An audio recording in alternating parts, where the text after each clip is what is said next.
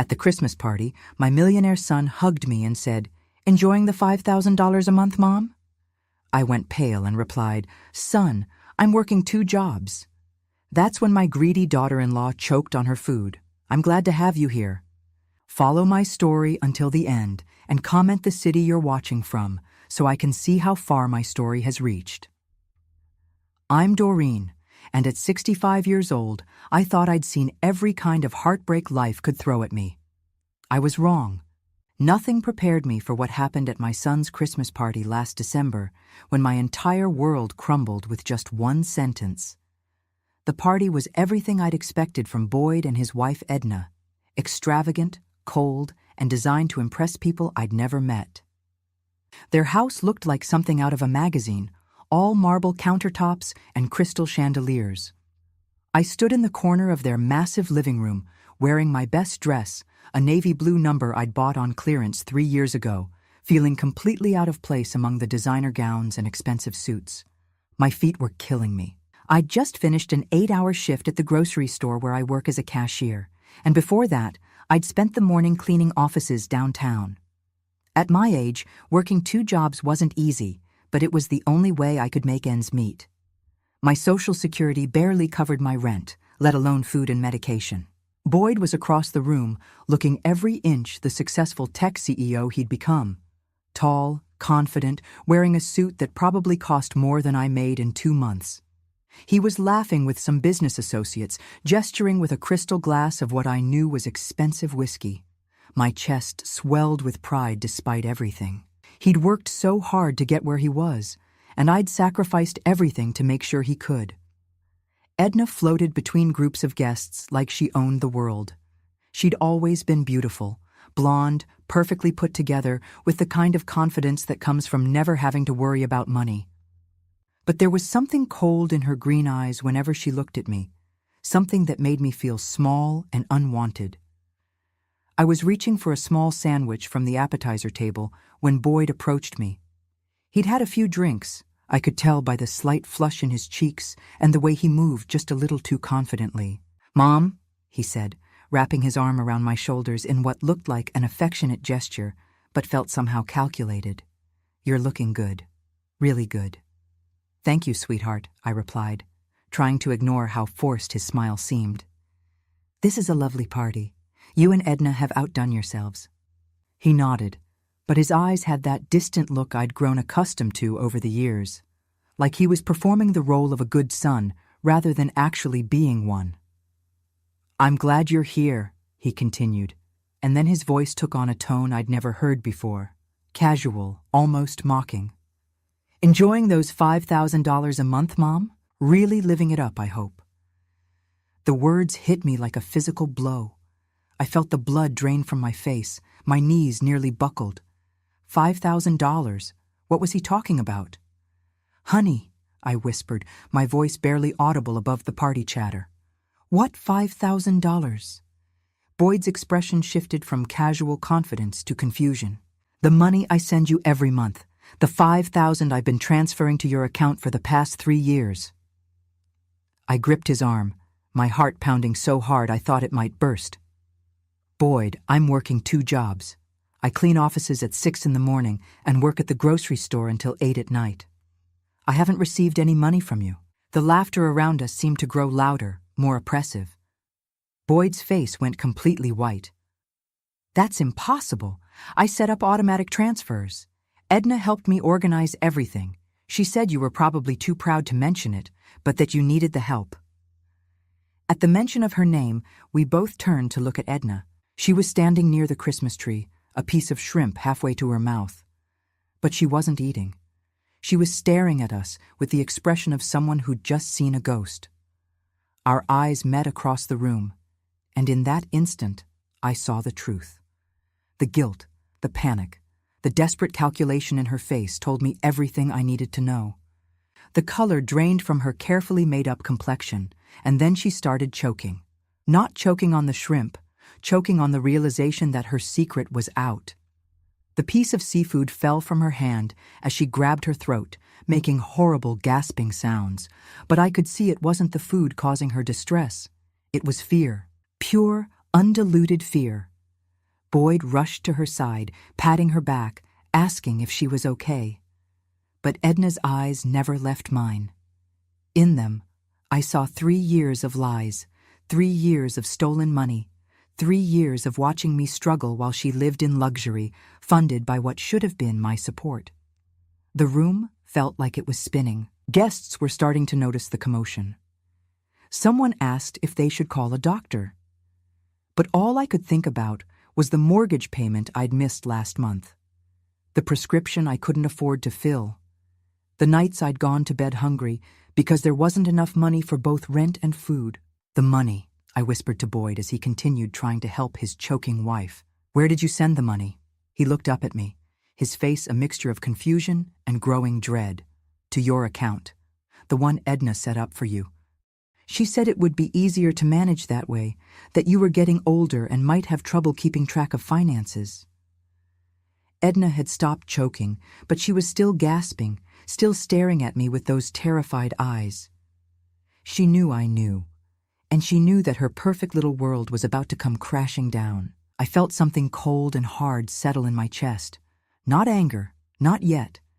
Just a terrible, crystal-clear understanding of how completely I'd been betrayed by the 2 people who should have protected me most. The party continued around us, but everything had changed.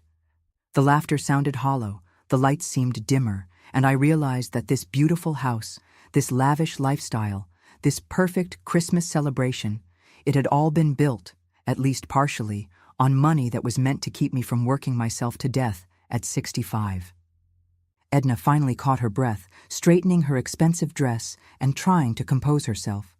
But her hands were shaking, and when she looked at me again, I saw something I'd never seen in her eyes before. She was terrified of me. And for the first time in 3 years of struggle and sacrifice, I felt something other than exhaustion and resignation.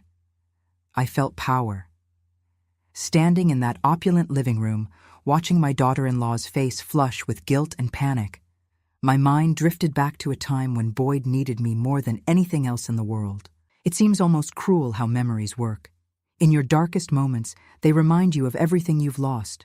I was 32 when my husband Robert died. A heart attack at 35. No warning, no time to prepare. 1 minute, he was laughing at Boyd's silly 5-year-old jokes over breakfast. The next minute, he was gone, leaving me with a kindergartner and a mountain of medical debt that insurance barely touched. Those first months after Robert's death were the hardest of my life. Boyd would wake up crying for his daddy every night, and I'd hold him in our tiny apartment, both of us grieving in our own ways.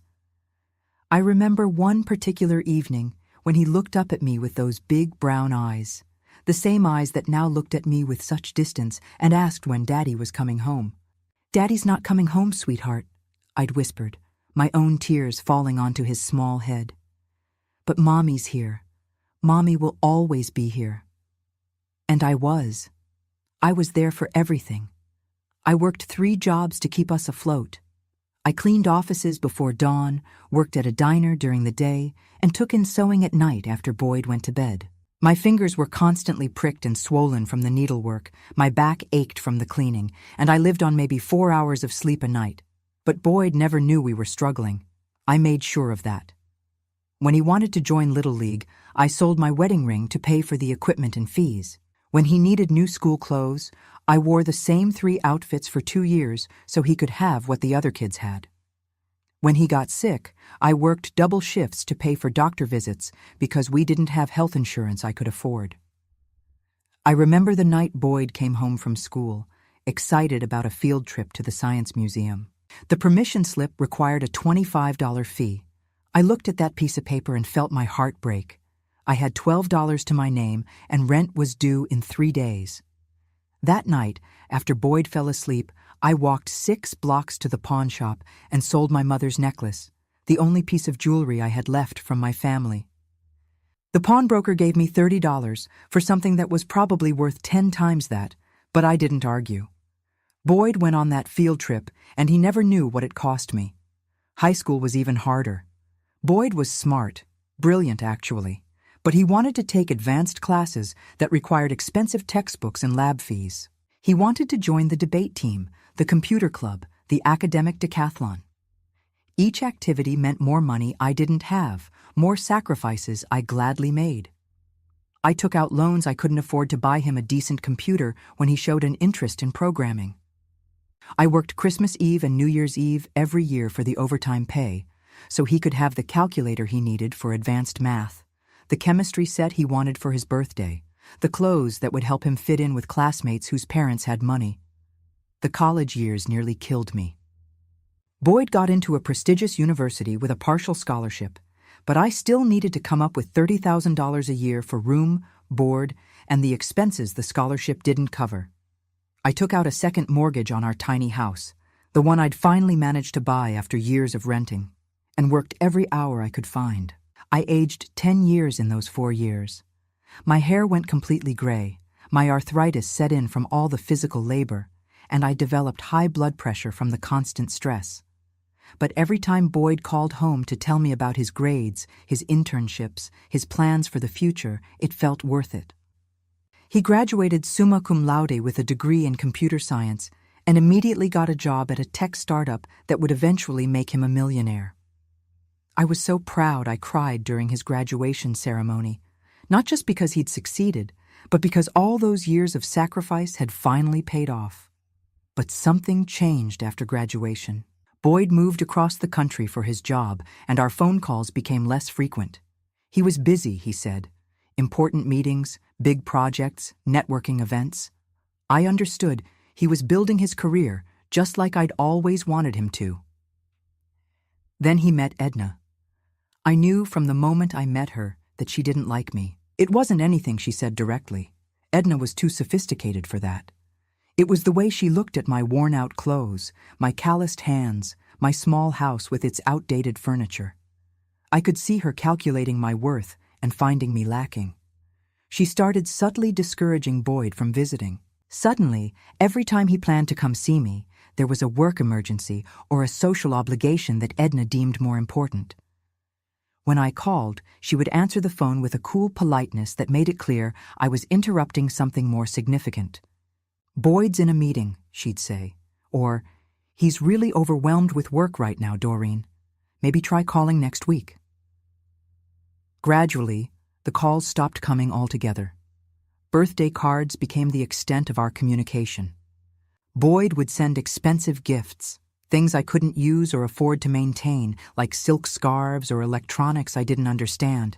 But he stopped asking how I was doing or if I needed anything. I told myself it was natural.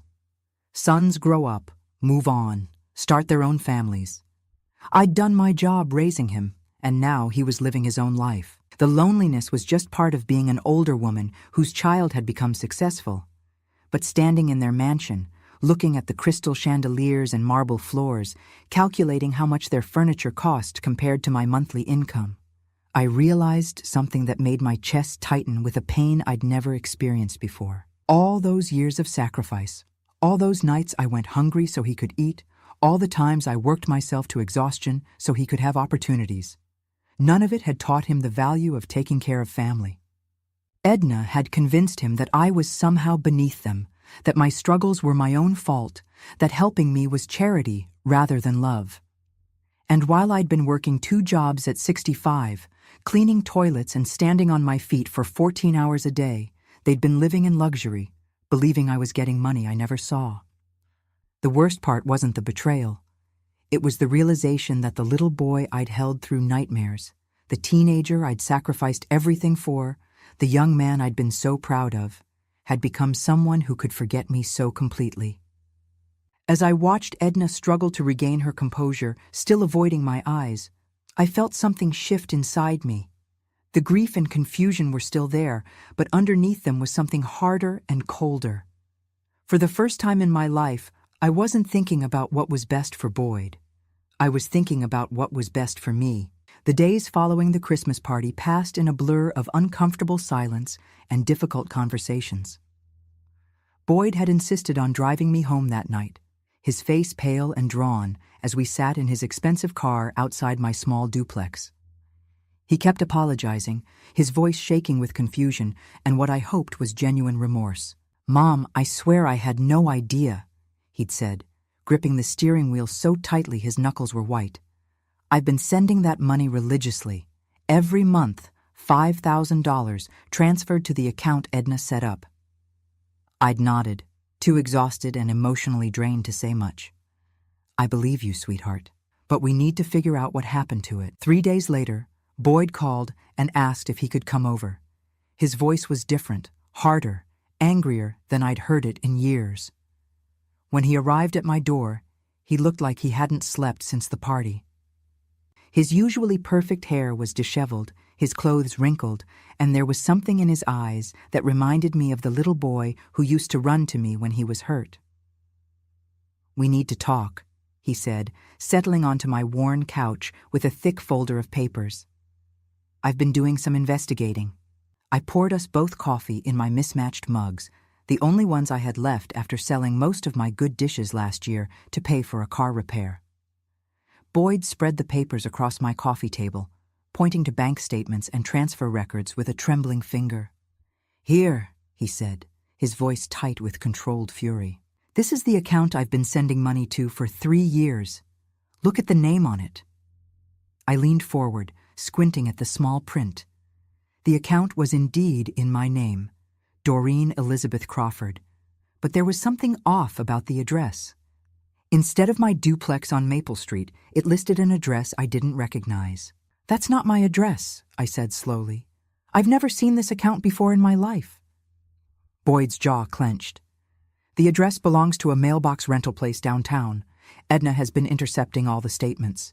She told me she was helping you manage your finances because you were getting older and might have trouble keeping track of things." The words hit me like a slap. "She said I was getting senile?" "Not in those words, but—" Boyd ran his hands through his hair. "God, Mom, I'm so stupid. She made it sound like she was protecting you. She said you were proud and might be embarrassed about needing help, so it was better if I handled everything through her." I stared at the bank statements, watching the numbers blur as tears filled my eyes. Month after month, $5,000 had been deposited into this fake account. But the withdrawal patterns told a different story entirely. The money wasn't being saved or carefully managed. It was being spent, often within days of each deposit. "What has she been spending it on?" I asked, though I wasn't sure I wanted to know the answer. Boyd pulled out another set of papers, credit card statements and receipts he'd apparently gathered from their home. Spa treatments, designer clothes, girls' trips to wine country with her friends, that expensive gym membership she just had to have, the personal trainer, the weekly manicures, the shopping sprees. As he read off the list, I felt a strange detachment settle over me. While I'd been skipping meals to afford my arthritis medication, Edna had been getting $100 facials. While I'd been wearing the same winter coat for 8 years, she'd been buying designer handbags. While I'd been lying awake at night worrying about money, she'd been living off my son's generosity that had been meant for me. "There's more," Boyd said quietly, and something in his tone made my stomach clench. I found emails, correspondence between Edna and her sister, her friends. She's been bragging about it. He handed me printed copies of email exchanges, and as I read them, I felt something cold and hard crystallize in my chest. "You should see how easy it is to manage Boyd's guilt about his mother," one email read. "I just mentioned how she's struggling, and he immediately wants to throw money at the problem. Of course, I make sure the money goes where it's actually needed, maintaining our lifestyle. His mother is surviving fine on her own. She's tougher than he thinks." Another email was even worse. "The old woman actually thinks Boyd doesn't care about her anymore. It's perfect. She's too proud to ask for help directly, and Boyd feels like he's doing his duty by sending money. Meanwhile, I get to enjoy the benefits without having to deal with a needy mother-in-law constantly asking for handouts." But the email that broke my heart was the most recent one, sent just 2 weeks before the Christmas party. "Boyd keeps talking about having his mother over for Christmas. I can't stand the thought of her in my house, judging everything, making Boyd feel guilty about our success. Maybe it's time to phase out the money transfers. She's managed this long without them. She obviously doesn't really need the help." I set the papers down with shaking hands. Boyd was watching me carefully, his face a mixture of rage and guilt and something that might have been fear. "Mom," he said softly, "I am so sorry. I trusted her completely. I thought I was taking care of you." I looked around my small living room, at the furniture I'd bought secondhand 20 years ago, the carpet worn thin from use, the windows that needed replacing, but that I couldn't afford to fix. Then I thought about Edna's mansion, with its marble countertops and crystal chandeliers and rooms bigger than my entire house. "Where is she now?" I asked. "At her sister's. She left right after the party, said she needed time to think. She hasn't been answering my calls." I nodded slowly. Of course she'd run. She knew exactly what she'd done, and she knew she'd been caught. The question was what she planned to do next: try to deny everything, blame me somehow, or attempt to manipulate Boyd into forgiving her. "Boyd," I said carefully, "I need you to understand something. This isn't just about the money." He frowned. "What do you mean?" "She didn't just steal from me. She stole 3 years of your love, your concern, your care. You thought you were helping me, so you didn't worry about whether I was okay. You didn't call because you figured the money was enough. She made sure I felt abandoned by my own son while she enjoyed the benefits of your generosity." Boyd's face crumpled, and for a moment he looked exactly like the little boy who used to cry in my arms after his father died. "I abandoned you," he whispered. "I let her convince me that sending money was the same as caring." "You didn't know," I said. But even as I spoke the words, I felt the weight of all those lonely years, all those nights I'd wondered why my son never called, never visited, never seemed to care whether I was struggling. "I should have known," Boyd said fiercely. "I should have visited more, called more, paid attention. I should have seen that you were working yourself to death while my wife was living in luxury." We sat in silence for a long moment, both of us processing the magnitude of Edna's betrayal. Finally, Boyd spoke again. "What do you want me to do, Mom? I'll leave her. I'll make sure you get every penny back with interest. I'll do whatever it takes to fix this." I looked at my son, really looked at him, for the first time in years. Underneath the expensive clothes and successful exterior, I could see the guilt eating at him, the genuine horror at what his wife had done. But I could also see something else. A man who had become comfortable with the idea that money could solve problems, that financial support was equivalent to emotional care. "I need time to think," I said finally, "about what I want, about what's fair, about what comes next." Boyd nodded, gathering up the papers. "Of course. Take all the time you need. And Mom, I'm going to make this right. I promise." After he left, I sat alone in my small living room, surrounded by the evidence of Edna's deception. But I wasn't thinking about the money anymore, or even about the betrayal.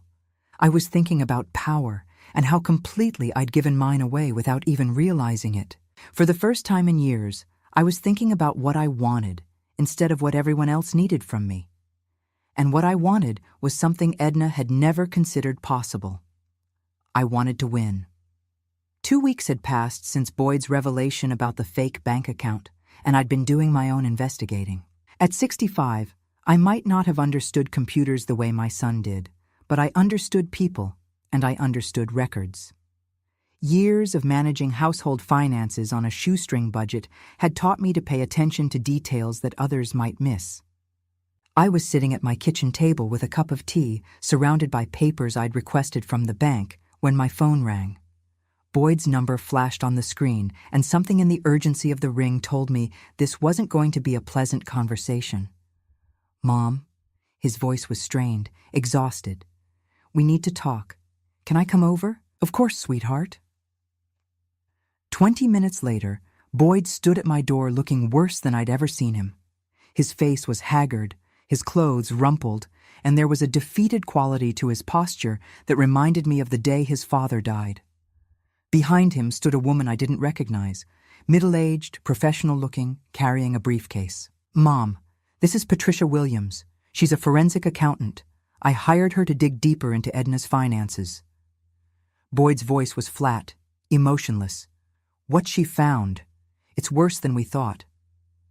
Patricia shook my hand with a firm grip, her expression sympathetic but businesslike. Mrs. Crawford, may we sit down?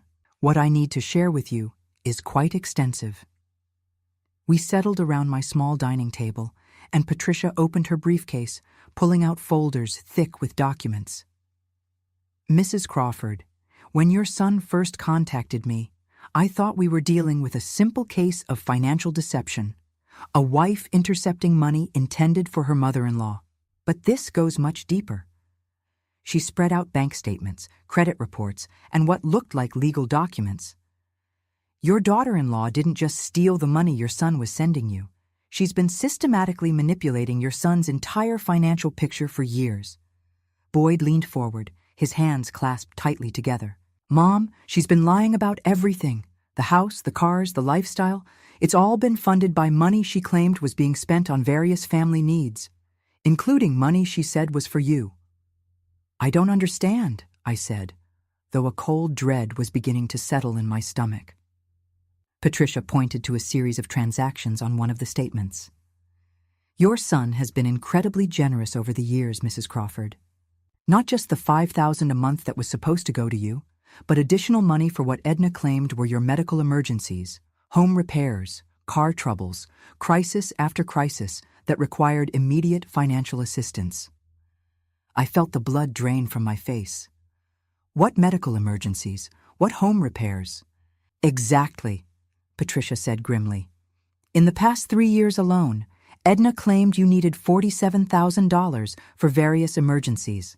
A roof replacement after storm damage that supposedly devastated your house. Emergency surgery that your insurance didn't cover. A car accident that left you unable to work for months. Boyd's voice was barely a whisper. I thought I was helping you through crisis after crisis. Every time I'd start to worry about visiting you or wonder why you never called to thank me, Edna would tell me you were too proud, too embarrassed about needing help. She told me you specifically asked that he not visit during these difficult times, Patricia continued, reading from what appeared to be printed emails. That you were depressed about your financial situation and didn't want your son to see you struggling. I stared at the papers, trying to process the magnitude of what I was hearing. Not only had Edna stolen the monthly support Boyd thought he was providing, but she'd invented emergencies, created fictional crises, all to extract even more money while ensuring that Boyd stayed away from me. How much? I asked quietly. Patricia consulted her notes. Including the monthly payments and the emergency funds, approximately $230,000 over 3 years. The number hung in the air like a physical weight. $230,000, more money than I'd earned in the last 6 years combined. Money that could have allowed me to retire, to live comfortably, to stop working 2 jobs at an age when I should have been enjoying my golden years. But there's more, Patricia said, and I wasn't sure I could handle any more revelations. Mrs. Crawford, are you familiar with your late husband's family property? The land his grandfather left him? I frowned. You mean the old property upstate? Robert inherited it from his grandfather, but we never did anything with it. It was just wild land, trees, and a creek. After Robert died, I couldn't afford to pay the property taxes, so I assumed it had been sold for taxes years ago. Boyd and Patricia exchanged a look that made my stomach clench. Mrs. Crawford, Patricia said carefully, that property was never sold for taxes. Your daughter-in-law has been paying the taxes on it for 3 years. She also commissioned a land survey and an environmental assessment. Why would she do that? I asked, though something deep in my gut already knew the answer wouldn't be good. Because the state is planning a new highway expansion, and that property is directly in the path of development. The government will be forced to purchase it through eminent domain, and the compensation estimate is between $1, $2, and $8 million. The room started to spin. I gripped the edge of the table, trying to process what I was hearing. Are you telling me that land is worth over $1 million? Yes, ma'am, and legally, as your late husband's widow, you're the rightful owner.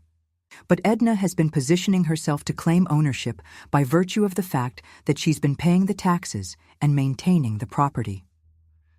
Boyd's face was white as paper. "She's been planning this for years, Mom. The whole time she was stealing from you, making you struggle, keeping me away from you. She was positioning herself to steal your inheritance, too." I thought about all the times I'd wondered what had happened to that old property, all the times I'd felt guilty about letting it go. Robert had loved that land. His grandfather had cleared it by hand, built a small cabin there that had long since fallen down. I'd always meant to visit it, to see if there was anything salvageable, but I'd never had the time or money for such a trip. "She's been going there," Patricia continued. "Maintaining the access road, clearing brush, even having the old foundation surveyed.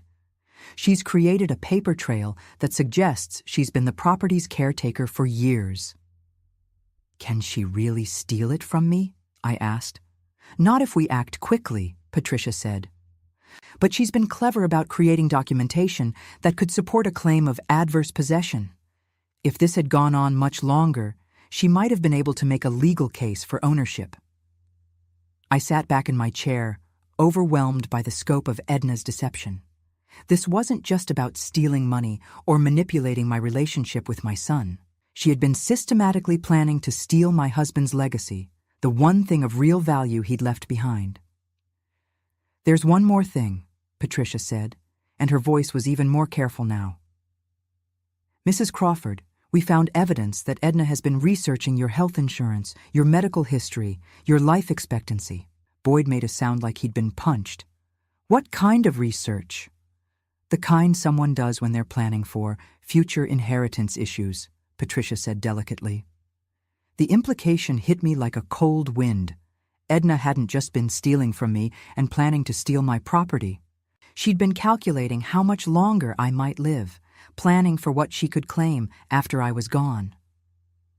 I looked at my son, this successful man who'd thought he was taking care of his mother while his wife systematically destroyed me. His face was crumpled with grief and rage and something that looked like horror at his own blindness. "Boyd," I said quietly, "I need you to understand something. This isn't your fault." He started to protest, but I held up my hand. "Your wife is a predator. She identified you as someone with money and a generous heart, and she exploited that. She identified me as someone with assets and few protections, and she exploited that too. This was a long-term plan, executed with incredible patience and cunning." "But I should have seen it," Boyd said, his voice breaking. "I should have visited more, called more, paid attention to what was really happening with you." "Yes," I said simply, "you should have. But that doesn't make you responsible for her crimes." We sat in silence for a moment, all of us processing the enormity of what Edna had done. Finally, Patricia spoke. "Mrs. Crawford, what would you like to do with this information? We have enough evidence to pursue criminal charges, civil recovery, and to secure your legal claim to the property. But these decisions are ultimately yours to make." I looked at the papers spread across my table, evidence of the most comprehensive betrayal I could have imagined. Then I looked at my son, who was watching me with desperate hope and terrible guilt. "I need time to think," I said. "But Patricia, I want you to do whatever is necessary to secure my legal claim to that property immediately. Today, if possible." "Of course." After they left, I walked through my small house, seeing it differently now. This wasn't just my humble home anymore. It was evidence of how successfully I'd been victimized. Every worn piece of furniture, every outdated appliance, every sign of my years of struggle stood as testimony to Edna's cruelty. But I was done being a victim. For the first time in years, I had power, and I intended to use it. 3 days after Patricia's devastating revelations, Boyd called me early in the morning.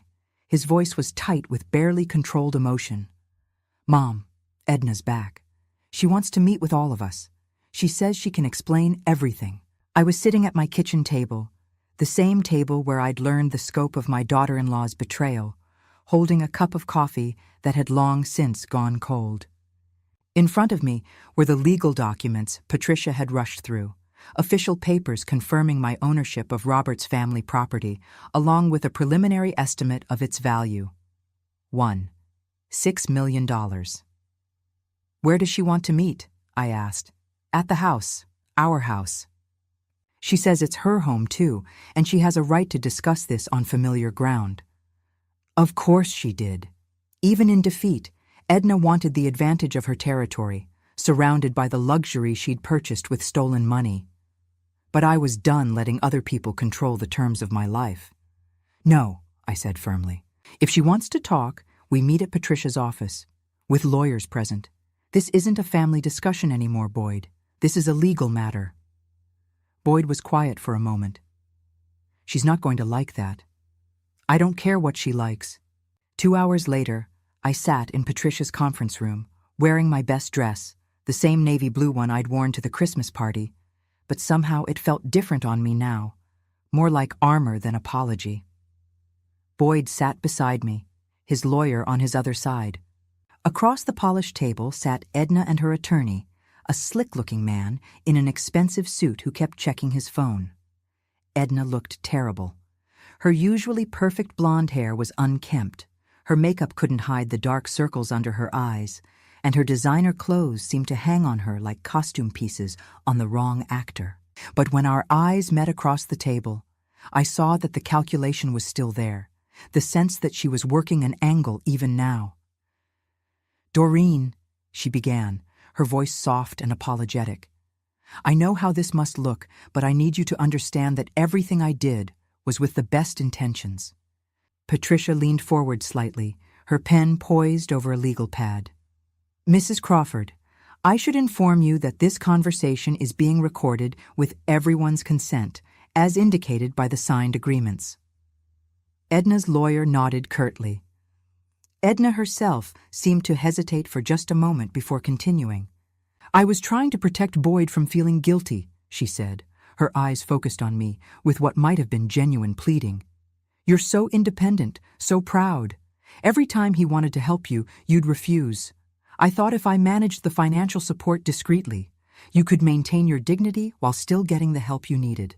I kept my expression neutral, but inside I felt a familiar anger building. Even caught red-handed, she was still trying to manipulate the narrative.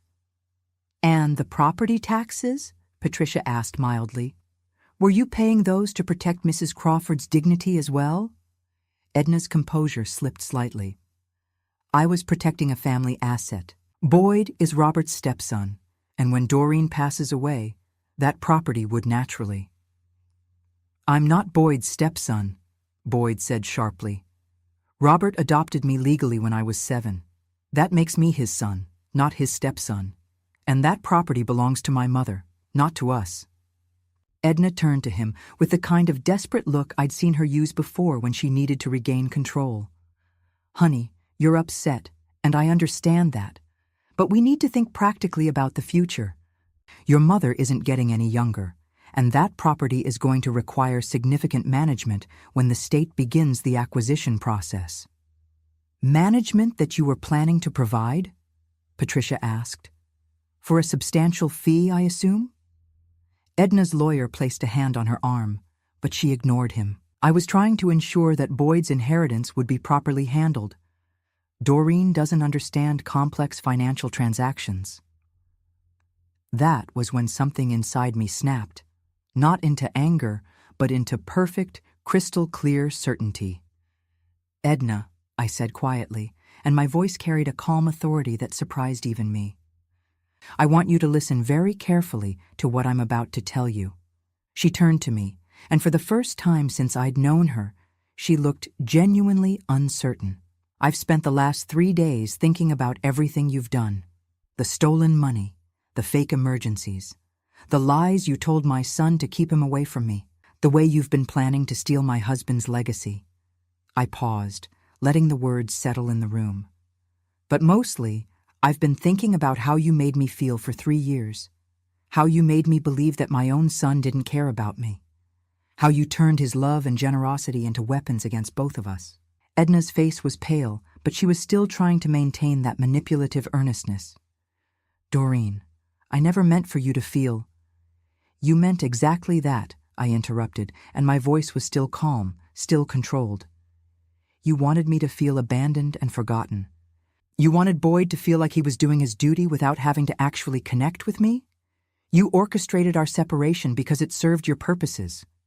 I stood up, Patricia's documents in my hands. Boyd, I said, turning to my son, you've offered to make this right, to give me back the stolen money, to leave Edna and start over. Boyd nodded eagerly. Yes, Mom, whatever you want. I don't want your money, I said, and I saw the shock on his face. I don't want you to leave your wife for me. I don't want you to upend your life to fix what she broke. Edna's expression shifted to something that might have been hope, but I wasn't finished. I want something else entirely. I want you to make a choice, Boyd. A real choice, based on who you want to be and what kind of life you want to live. I placed the property documents on the table in front of me. I'm going to be a wealthy woman very soon. This property that your wife tried to steal from me is worth more than $1.5 million. I don't need your money anymore, and I don't need your guilt. Boyd's face was a mixture of confusion and hope. What do you need, Mom? I need you to decide whether you want a relationship with me based on love and respect, or whether you want to continue living in a marriage built on lies and manipulation. I looked directly at Edna, whose face had gone completely white. Because here's what's going to happen. I'm going to sell that property and use the money to live comfortably for the rest of my life. I'm going to quit both my jobs and move somewhere beautiful, somewhere I can finally rest. I gathered up my purse and stood to leave. And Edna, I'm going to make sure that everyone, your friends, your family, your social circle, knows exactly what kind of person you are. Not through some public campaign, but through careful, truthful conversations with people who matter to you. Edna's lawyer was frantically scribbling notes, but Edna herself looked like she might faint. But I'm not going to press criminal charges, I continued, and I'm not going to sue you for the money you stole. Do you know why? She shook her head mutely. Because the best revenge isn't destroying you. It's succeeding without you. It's living well while you live with the knowledge of what you've done. I turned back to Boyd one last time. Son, if you want a relationship with me, it has to be real.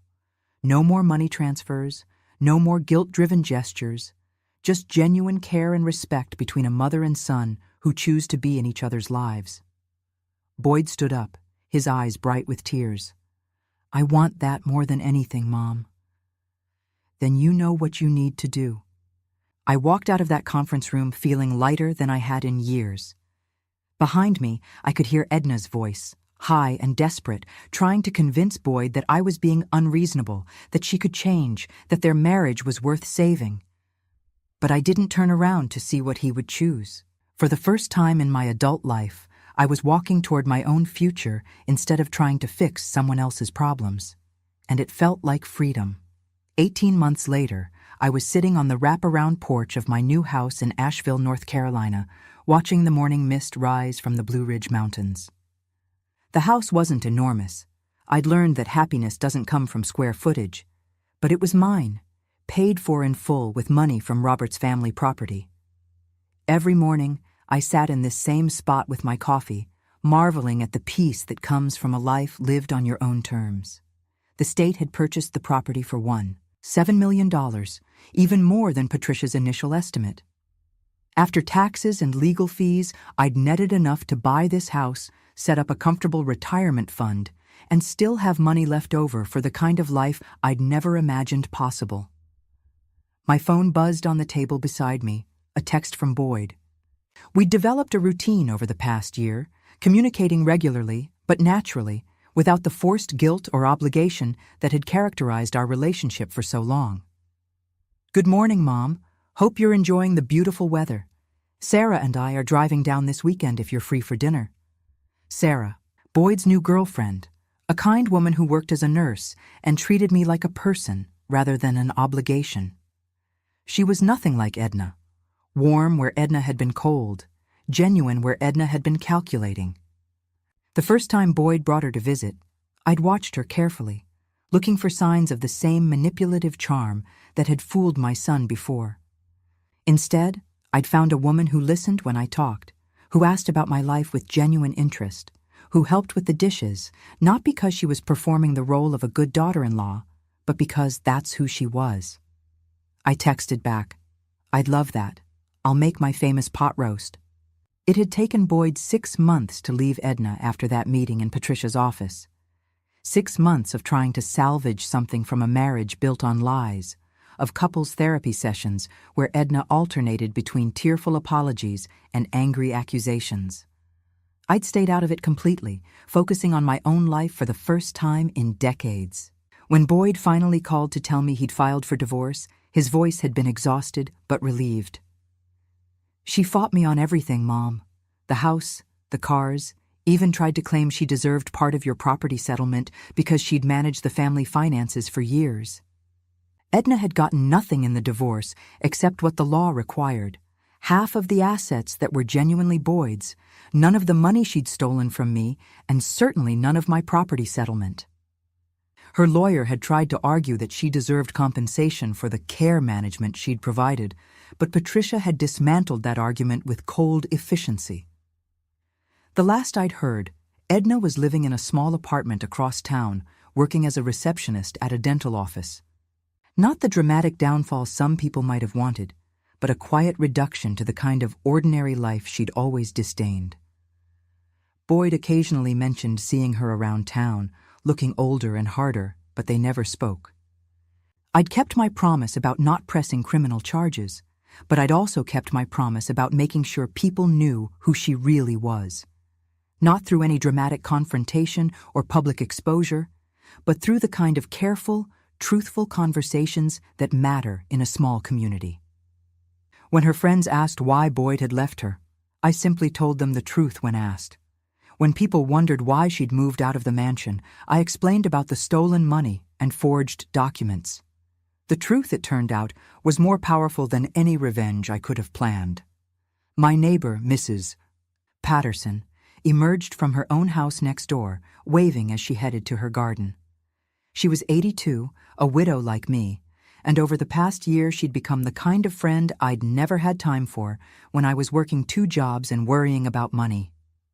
We shared recipes, watched old movies together, and sometimes just sat on our respective porches in comfortable silence. "Morning, Doreen," she called. "Coffee's especially good today, isn't it?" "Perfect weather for it," I called back, and marveled again at how such simple pleasures had become precious to me. I'd quit both my jobs the day the property sale was finalized.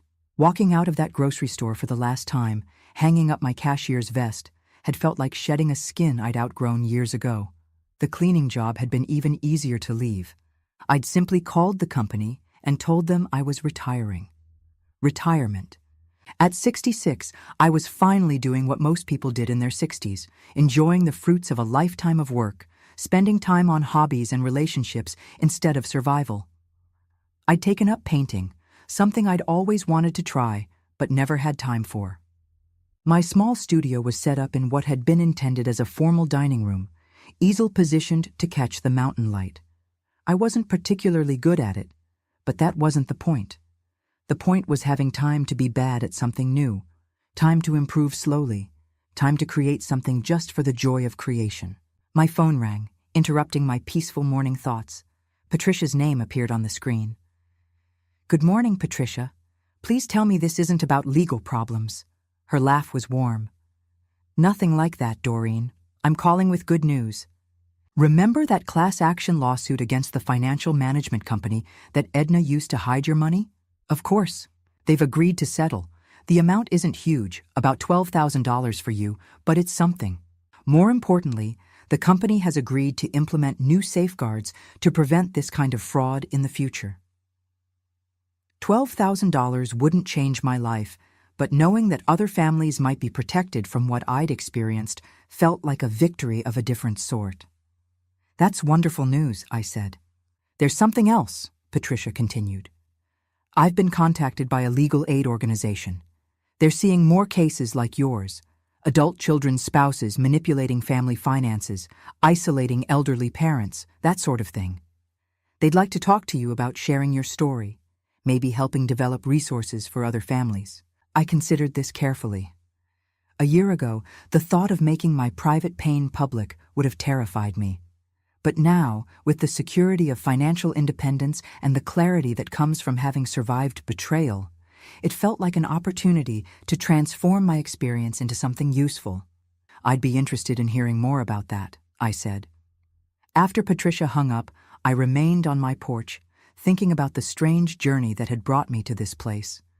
The betrayal that had devastated me had also ultimately freed me.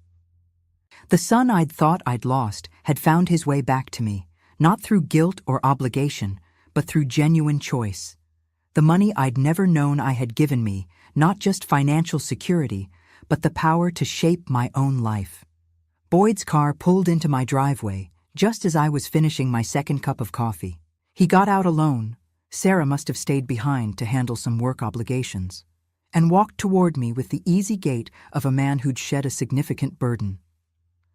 "Morning, Mom," he said, settling into the chair beside mine. Sarah sends her apologies. She got called in for an emergency at the hospital, but promises to make it up to you next weekend. "She doesn't need to make up anything," I said. "I like that she takes her job seriously." We sat in comfortable silence for a few minutes, both of us looking out at the mountains. Finally, Boyd spoke. "I've been thinking about Dad lately, about what he would have thought of all this." I smiled. "He would have been proud of how you handled it once you understood what was happening. And he would have loved knowing that his grandfather's land finally provided for his family the way the old man always hoped it would." "Do you think he would have seen through Edna sooner than I did?" It was a question Boyd had asked in various forms over the past year, and I understood the guilt that drove it. But I'd also learned something about forgiveness, not the kind you give to others, but the kind you give to yourself. Your father was a good man, but he wasn't magic, sweetheart. Smart people get fooled by manipulative people every day. The important thing is that you figured it out eventually and made the right choice. Boyd nodded, but I could see he was still carrying some of that weight. "Boyd," I said, "I need you to understand something. What happened with Edna wasn't your fault, but more importantly, it wasn't a waste. Those 3 years of separation, of misunderstanding, they taught us both something valuable." He turned to look at me. "They taught us that our relationship can't be based on duty or guilt or obligation. It has to be based on choice. Every conversation we have now, every visit, every text message, it's because we want to be in each other's lives, not because we feel we have to be." Boyd's eyes were bright with tears. "I do want to be in your life, Mom. Not because I feel guilty about the past, but because I genuinely like the person you are. I like sitting here talking with you. I like hearing about your painting classes and your neighbor friends. I like that you're finally living the life you deserve. And I like the man you've become," I said. "Not the successful businessman, though I'm proud of that too. I like the person who was brave enough to leave a marriage that was killing his soul. I like the person who chose honesty over comfort." We sat quietly for a while longer, and I thought about the strange mathematics of loss and gain. I'd lost 3 years of my son's presence, a significant amount of money, and the illusion that family loyalty was automatic. But I'd gained financial independence, genuine peace, and a relationship with Boyd that was deeper and more honest than anything we'd had before. As the morning sun climbed higher over the mountains, I felt the kind of contentment I'd never experienced before. Not the desperate gratitude of someone who'd been given unexpected kindness, but the solid satisfaction of someone who'd fought for what they deserved and won. I was 67 years old, financially secure, surrounded by people who chose to love me rather than people who felt obligated to tolerate me. I had time to paint badly, time to drink coffee slowly, time to watch the seasons change from my own front porch. It had taken me nearly 7 decades to learn that the best revenge against those who try to diminish you isn't destruction or punishment. It's living so well that their betrayal becomes irrelevant. And for the first time in my life, I was doing exactly that. Now I'm curious about you who listened to my story. What would you do if you were in my place? Have you ever been through something similar? Comment below, and meanwhile, I'm leaving on the final screen 2 other stories that are channel favorites, and they will definitely surprise you. Thank you for watching until here.